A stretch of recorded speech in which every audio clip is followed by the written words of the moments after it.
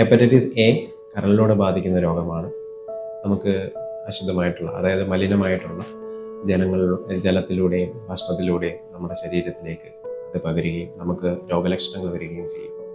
നമുക്ക് ഇതിനു വേണ്ടി എന്തൊക്കെ പ്രിക്കോഷൻസ് എടുക്കാം, എന്തൊക്കെ പ്രിവെൻഷൻസ് നമുക്ക് ചെയ്യാം?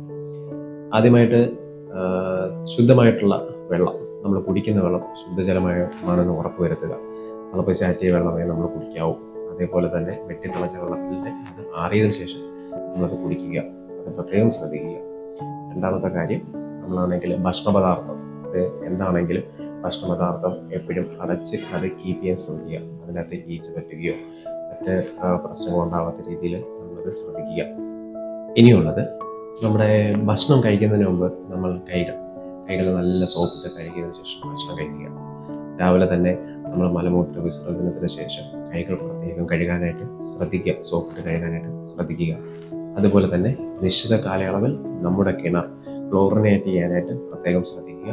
അതുപോലെ തന്നെ സെപ്റ്റിക് ടാങ്കും അതേപോലെ തന്നെ കിണറിൻ്റെ ദൂരം ഒരു നിശ്ചിത അകലം കീപ്പ് ചെയ്യുന്നത്, നിശ്ചിത അകലമുണ്ടോ എന്ന് പ്രത്യേകം ശ്രദ്ധിക്കുക. എന്തൊക്കെ രോഗലക്ഷണങ്ങളാണ് ഹെപ്പറ്റൈറ്റിസ് എക്ക് ഉണ്ടാകുന്നത്?